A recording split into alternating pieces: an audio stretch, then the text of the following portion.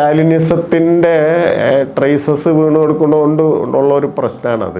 അത് ഈ പറയുന്ന തരത്തിൽ കൾച്ചർ എന്താണെന്നുള്ളത് പലപ്പോഴും ഈ പറയുന്ന ഒരു കമ്മ്യൂണിസ്റ്റ് വരട്ട് തത്വവാദത്തിൻ്റെ ഉള്ളിൽ ഡയലക്റ്റിക്കൽ മെറ്റീരിയൽ അത് വെച്ചിട്ട് പറയുമ്പോൾ അടിത്തറ മേൽപ്പൊരു സിദ്ധാന്തം എന്ന് പറയുന്ന സംഗതിയാണ്. എന്ന് പറഞ്ഞാൽ സാമ്പത്തിക അടിത്തറയാണ്, അതിൻ്റെ പുറത്താണ് ഈ കൾച്ചർ ഉണ്ടാവുന്നത്. സാമ്പത്തിക ഉപാധികൾ മാറുമ്പോൾ സാംസ്കാരിക ഉപാധികൾ മാറും എന്ന് പറയുന്ന ഒരു തരത്തിൽ നമ്മൾ A+B² എന്നൊക്കെ പറയുന്ന പോലെ ഒരു ഇക്വേഷനായിട്ട് പഠിച്ചു വയ്ക്കുകയാണ്.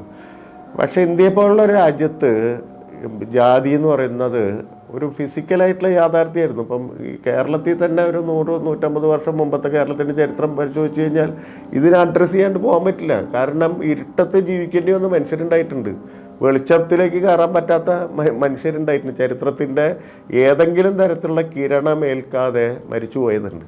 അപ്പോൾ ഈ മനുഷ്യാവകാശം എന്ന് പറയുന്നത് തലമുറകളോളം അതിൻ്റെ ഒരു കിരണം പോലും എത്താത്ത തരത്തിൽ ഈ കൾച്ചറൽ ഇൻസ്റ്റിറ്റ്യൂഷൻസ് മനുഷ്യരെ മാറ്റിയിട്ട സ്ഥലമാണ് ഇന്ത്യ. ഇതിനെ അഭിമുഖീകരിക്കുക എന്ന് പറയുന്നത് അത് വളരെ പകൽ പോലെ യാഥാർത്ഥ്യമായിട്ടുള്ള കാര്യമാണ്. അപ്പം അത്തരം വലിയ ഈ പറയുന്ന പോലെ ഈ സയൻറ്റിഫിക് എന്നൊക്കെ പറയുന്ന ഒരു സംഗതി ഉണ്ടല്ലോ പൊളിറ്റിക്സിൻ്റെ ഉള്ളിൽ. അങ്ങനെ പൊളിറ്റിക്സിൻ്റെ ഉള്ളിലോ എക്കണോമിക്സിൻ്റെ ഉള്ളിലോ അങ്ങനെ സയൻറ്റിഫിക് എന്ന് പറയുന്ന ഒരു സംഗതി ലോകത്തെല്ലായിടത്തും ഇപ്പോൾ H2O വെള്ളം എന്ന് പറഞ്ഞാൽ ലോകത്തെല്ലായിടത്തും H2O ആണ് എന്ന മട്ടിൽ പൊളിറ്റിക്സിലും എക്കണോമിക്സിലൊന്നും അത് സാധ്യമല്ല. പലതരത്തിൽ പല മനുഷ്യർ പല കാലാവസ്ഥയിൽ പലതരത്തിലുള്ള ലാൻഡ്സ്കേപ്പിൽ ജീവിച്ചു വന്ന മനുഷ്യർ ഒരേപോലത്തെ ജീവിതമല്ലല്ലോ നയിക്കുന്നത്. ഇന്ത്യൻ കമ്മ്യൂണിസ്റ്റ് പാർട്ടി ഇന്ത്യ സ്വതന്ത്രമായതിന് ശേഷം ഒരു ജനാധിപത്യ വ്യവസ്ഥയ്ക്കുള്ളിലാണ് പ്രവർത്തിച്ചുകൊണ്ടിരിക്കുന്നത്.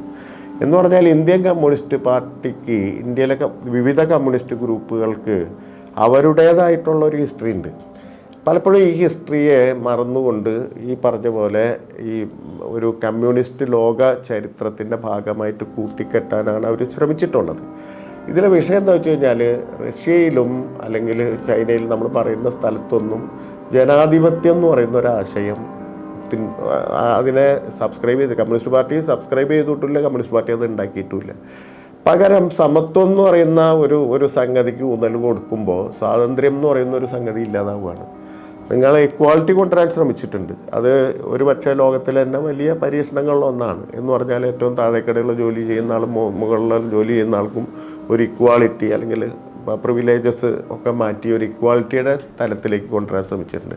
പക്ഷെ ഇക്വാളിറ്റി കൊണ്ടുവരും ശ്രമിക്കുമ്പോൾ 20ാം നൂറ്റാണ്ട് മനുഷ്യർക്ക് നൽകിയ ഏറ്റവും പ്രധാനപ്പെട്ട ഒരു ദർശനം എന്ന് പറഞ്ഞാൽ സ്വാതന്ത്ര്യം എന്ന് പറഞ്ഞ ദർശനമാണ്. ആ സമയത്താണ് ഏഷ്യയിലും ആഫ്രിക്കയിലും ഒക്കെ രാജ്യങ്ങൾ സ്വതന്ത്രമാകുന്നു, വ്യക്തിപരമായിട്ടുള്ള സ്വാതന്ത്ര്യത്തെക്കുറിച്ചുള്ള ചർച്ചകൾ നടക്കുന്നു, മനുഷ്യാവകാശത്തെക്കുറിച്ചുള്ള കുറേ കൂടി ആഴത്തിലുള്ള വെളിച്ചം ഉണ്ടാകുന്നു. അപ്പോൾ ഇത് തമ്മിൽ യോജിപ്പിക്കാൻ കമ്മ്യൂണിസ്റ്റ് പാർട്ടിക്ക് വലിയ തരത്തിൽ പ്രയാസങ്ങൾ നേരിട്ടുണ്ട്. അപ്പം അതുകൊണ്ടുണ്ടായത് കമ്മ്യൂണിസ്റ്റിൻ്റെ തകർച്ച എന്ന് നമുക്ക് എളുപ്പത്തിൽ പറയാവുന്ന തരത്തിലുള്ള ഒരു സംഗതികൾ ലോകത്ത് സംഭവിച്ചു. ഞാൻ വിചാരിക്കുന്നത് കമ്മ്യൂണിസ്റ്റ് പാർട്ടിയുടെ തകർച്ച നടന്നിട്ടുള്ളത് അതിൻ്റെ രാഷ്ട്രീയ രൂപങ്ങളിലാണ്. അതിൻ്റെ ഇപ്പം മാർക്സ് ഇപ്പോഴും എനിക്ക് തോന്നുന്നത് ഏറ്റവും റെലവൻ്റ് ആയിട്ടുള്ള ഒരു നമ്മൾ വീണ്ടും വായിച്ച വീണ്ടും വെളിച്ചം കിട്ടുന്ന ഒരു ധൈഷണിക പ്രപഞ്ചം മാർക്സിസത്തിൻ്റെ ഉള്ളിലുണ്ട്. തുടർച്ചയായിട്ട് പലരും ഇപ്പോൾ ഗ്രാംഷിയെ പോലുള്ള ഒരാൾ ഇപ്പം നമ്മൾ എടുത്തു വായിക്കുമ്പോൾ എന്തൊരു വെളിച്ചാണ് അത് തരുന്നത്. അപ്പോൾ ആ തരത്തിൽ രാഷ്ട്രീയ രൂപങ്ങൾ തകർന്നുപോയി.